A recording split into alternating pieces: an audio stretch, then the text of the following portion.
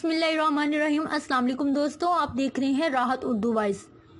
आज फिर एक नई और दिलचस्प स्टोरी के साथ आपकी खिदमत में हाजिर हूँ। तो स्टोरी शुरू होने से पहले मेरे यूट्यूब चैनल राहत उर्दू वॉइस को सब्सक्राइब करें, जो कि बिल्कुल फ्री है। साथ दिए गए बेल आइकन को ज़रूर प्रेस करें ताकि आपको मेरी नई आने वाली स्टोरी का नोटिफिकेशन मिल सके।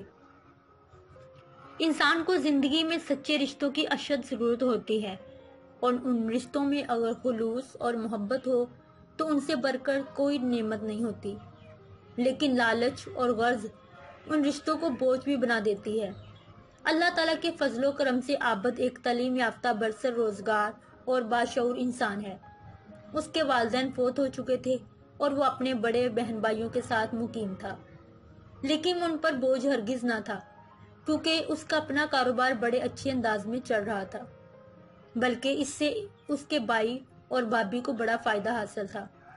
वो तो उनके लिए सोने की चिड़िया साबित हो रहा था, फिर वो उसे कैसे जाने देते। उसकी भाभी ने उस मुर्गी से रोजाना सोने का अंडा हासिल करने का प्रोग्राम बनाया। उसने आबद के लिए अपनी बहन का रिश्ता पेश कर दिया। लड़की कबूल सूरत थी और खानदान भी मुनासिब था, इसलिए इनकार की बज़ाहिर कोई वजह नहीं बनती थी। लेकिन आबद उस रिश्ते के पीछे छुपी असल गर्जो वाबत को समझ गया था। वो समझता था कि जिस रिश्ते की बुनियाद लालच पर रखी गई हो, वो किसी सूरत कामयाब नहीं हो सकता। इसलिए उसने उस रिश्ते से इनकार कर दिया। जब शादी के लिए घर वालों का इसरार बढ़ा तो उसने अपने पास काम करने वाली एक बेवा से शादी कर ली, क्योंकि वो उसके हुस्न इखलाक और बुलंद किरदार से वाकिफ था।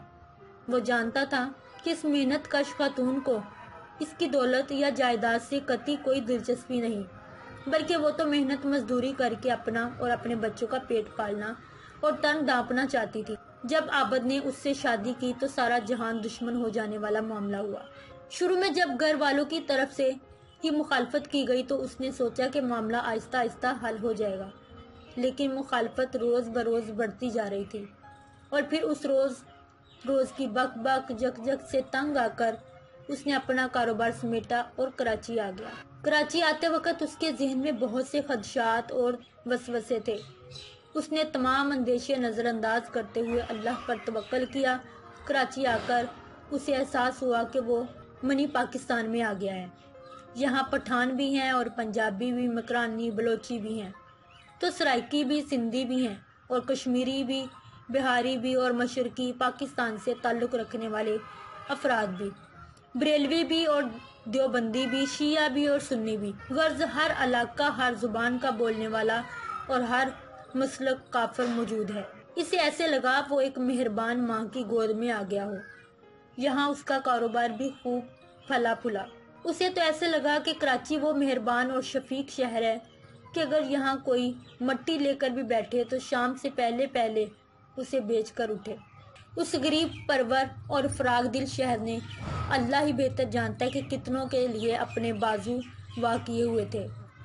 मज़ार काज से मज़ार अब्दुल्ला शाह गाजी तक उसके दिन भर में कई चक्कर लगते, और वो ये देखकर खुश होता कि यहाँ कोई किसी की ज़िंदगी में बिला वजह मुदाखलत नहीं करता।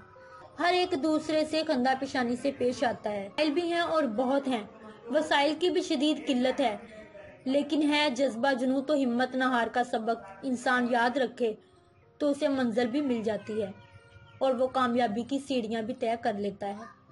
कुछ अरसा आबद के लिए हालात बड़े साजगार रहे और वो खुश और मुतमिन जिंदगी गुजारता रहा। फिर हालात ने पलटा खाना शुरू कर दिया। अल्लाह ही बेहतर जानता है कि उस शहर बेमिसाल को किसकी नज़र खा गई। हालात बद से बदतर होते चले गए। पहले भत्ता का मुतालबा शुरू हुआ, फिर बजरवर वसूल किया जाने लगा। या इलाही, ये बम धमाके, टारगेट किलिंग, अगवा, बराए तावान, अंधाधुंध फायरिंग, ये सब क्या है? या रब रहम फरमा। हर दम यही दुआ उसके लबों पर होती। घर से निकलते हुए उसे डर लगने लगा। कराची, जिसने उसे अपनी आगोश में पनाह देकर बहुत से सुख दिए थे, अब उसी कराची में आबद के लिए जिंदगी की राहें तंग हो रही थी। एक शाम वो घर पहुंचने वाला था कि उसे इतला मिली कि उसके बेटे को अगवा करने की कोशिश की गई है। उसकी बीवी ने मज़ाहमत की कोशिश की तो उसे गोली मार दी गई। उसके लिए अभी इम्तिहान ख़त्म नहीं हुए थे। एक रोज़ उसकी फैक्ट्री को आग लग गई और सब कुछ जलकर राख हो गया। बरसों की मेहनत और लगन से اس نے جو آشیانہ تعمیر کیا تھا وہ بکھر کر رہ گیا تھا، مگر اس سب کے باوجود وہ مایوس نہیں ہے، کیونکہ وہ کراچی کو بھی جانتا ہے اور یہاں کے لوگوں کو بھی۔ اسے معلوم ہے کہ وہ ہم میں سے نہیں ہیں جنہیں اندھیرے پسند ہیں۔ اسے یقین ہے کہ کراچی پر چھائے اندھیرے جلد ختم ہو جائیں گے اور ایک روز اجالا ضرور ہوگا، انشاءاللہ۔ امید کرتی ہوں کہ آپ کو یہ سٹوری بہت زیادہ پسند آئی ہوگی۔ پسند آئی ہے تو پلیز سٹوری کو لائک بھی کریں اور دوستوں کے ساتھ بھی شیئر کریں۔ انجوائے کریں۔ اللہ حافظ۔